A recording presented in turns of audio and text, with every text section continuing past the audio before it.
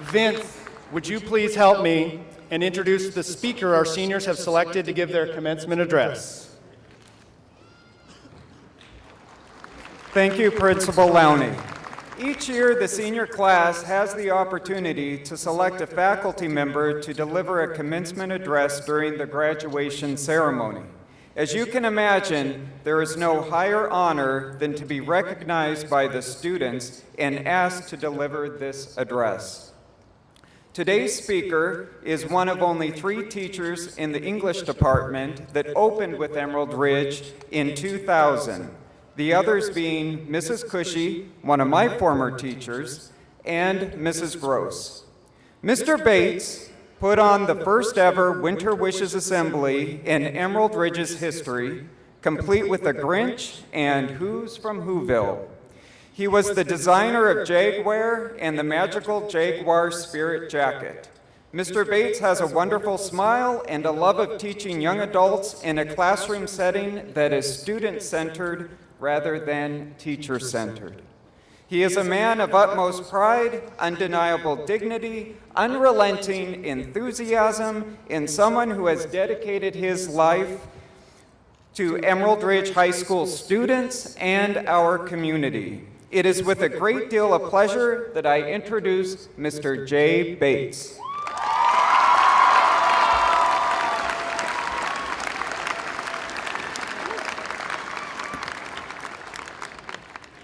Esteemed guests, beloved friends and family, distinguished faculty, and honored graduates.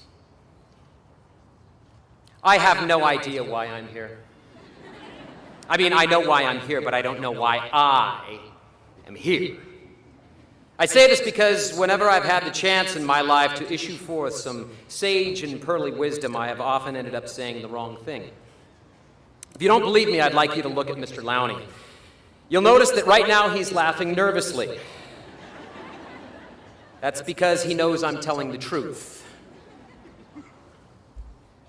You ready for this? Okay. Let me give you an example of what I mean.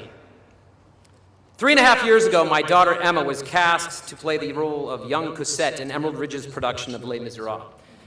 The solo she sang was called Castle on a Cloud, and one night while I was rehearsing with her at our piano, she grew entrenched in the habit of singing a single note a half step too low.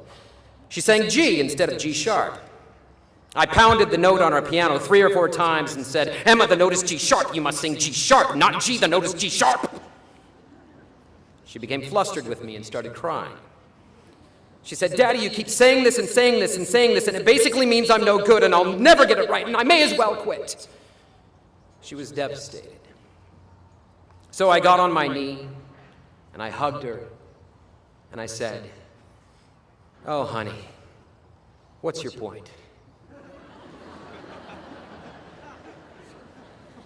It was one of those statements that sounded a lot better while it was still in my head. And to this day, I wish it had stayed there. But at the same time, I can't get rid of it. Since then, I've wanted to explain what I meant by saying it. What's more, I have this insatiable urge to say it again today, on this occasion. Congratulations. You are graduating from high school. Okay, now what's your point? I know what some of you are thinking. You're thinking, after all these years of hard work and schooling, my point is to take some time off. I'm afraid that's not a point. There's a different word for that. It's called retirement. And believe me, you are not ready for that.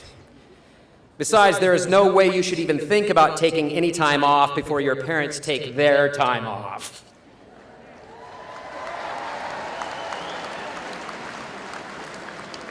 I once read that 10% of all graduation speeches should be for the parents, so there you are.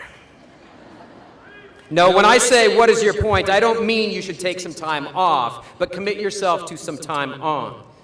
No doubt you have recently had many people ask you, now that you're graduating from high school, what are you going to do?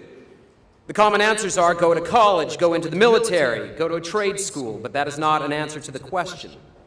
The question is not where will you go, but what are you going to do? When you are faced with life's social impediments, be it illness or job loss or the wrath of indecision, what are you going to do? As some of you know, I'm a little bit of a storyteller. So I'd like to tell you one now that illustrates exactly what I mean. In August of 2009, my wife and I were in the midst of a long-distance training regimen. I was training to run my second marathon, largely inspired by Mr. Lowney and his obsession with distance running. And my wife was training to run her first half marathon. Together, we were in the best shape of our lives. On the evening of August 25th, I was feeling bad for myself because I hadn't completed my workout for the day. My wife implored me to go running, but it was getting dark, and I don't like to run in the dark, because of the zombies.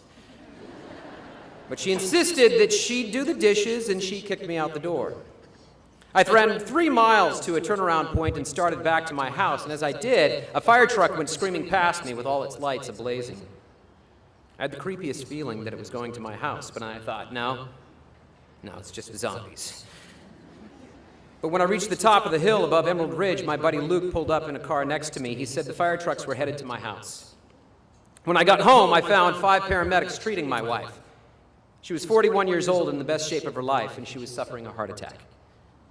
They rushed her to the hospital, where she was quickly admitted and pumped with beta blockers and morphine through an IV. At one point, the ER nurse asked her to rate her pain. Between choppy breaths, my wife said, I don't know, a 2? I said, a 2? Are you kidding? I'm a 9 just watching you. I turned to the nurse. She's really at a 17. Within 3 hours, it had been determined through an examination of cardiac enzymes that she was indeed suffering a heart attack, but the really bad news was that a cardiologist would not be available to perform a cardio-cath exam until 6 o'clock the following morning. All night long, I held my wife's hand, and I said, I love you, I love you, I love you.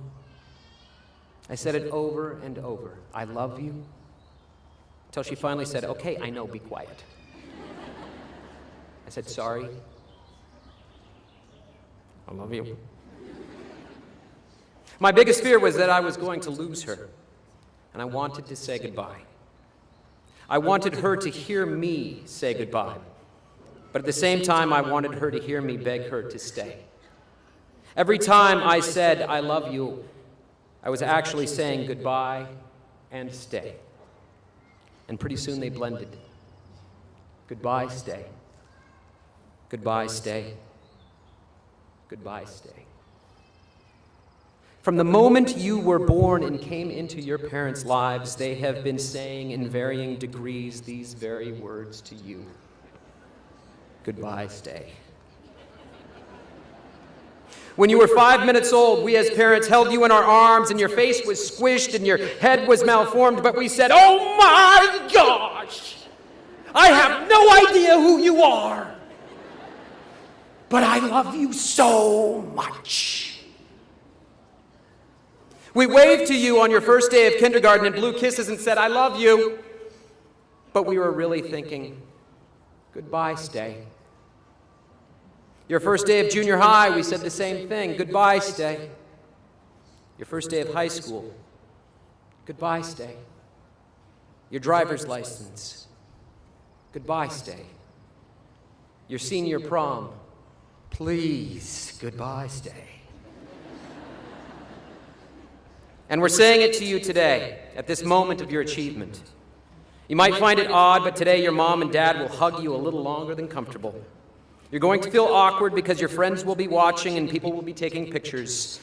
You'll say, okay, Mom, I get it, but take my advice. Today, let your mom hug you all she wants. Just suffer it with patience.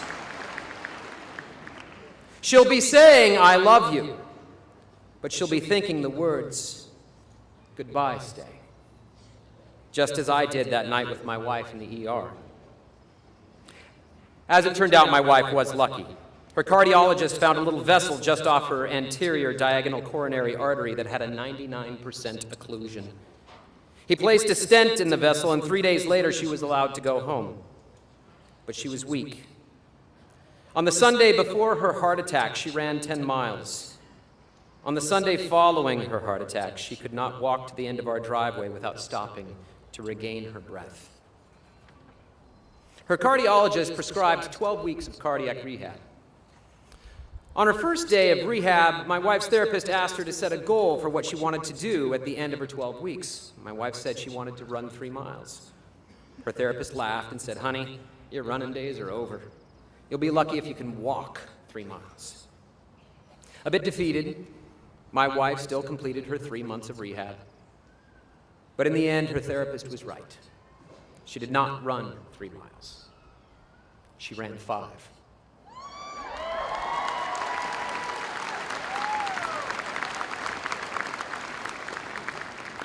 And as days turned to weeks and weeks turned to months, my wife continued her effort to defy the limits that had been set upon her. Until summer came around again, and she mentioned to me that she felt cheated for not being able to run her half marathon. She felt cheated by her heart attack and wanted to cheat it back. So she did. On August 7, 2010, she ran without stopping the Tacoma Narrows half marathon. She didn't come in first. She didn't break any land speed records.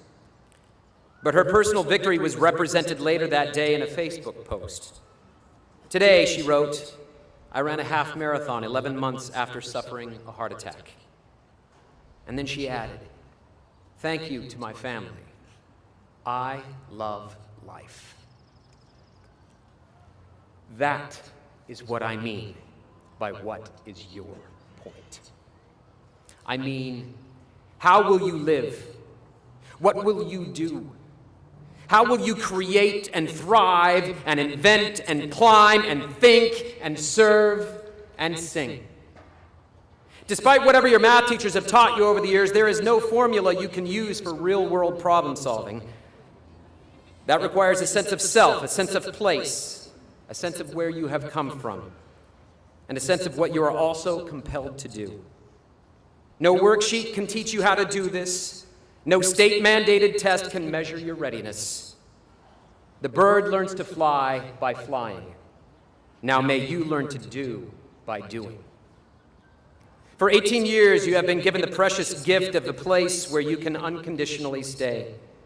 You've been raised in a home and a community by people who have taught you your values and entrenched you in culture, who have loved you before they even knew you.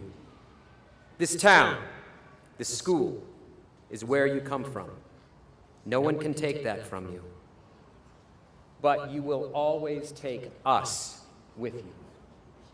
And that's why we say goodbye, stay.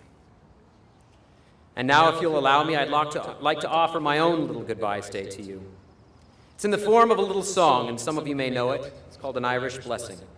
I can't profess to be Irish any more than I can pretend to be a gifted singer, but the sentiment within the song is as true as any birthplace. It goes like this. May the road rise to meet you. May the wind be always at your back. May the sun shine warm upon your face. The rains fall soft upon your feet. And until we meet again,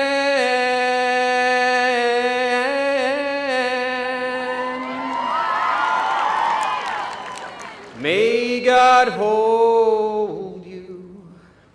May God hold you. May God hold you in the palm of your hand.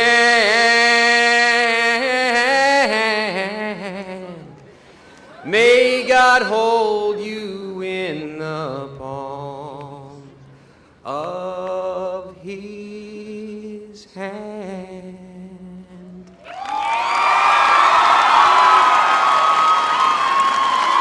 Goodbye, stay. Goodbye, stay. Goodbye, stay, everybody.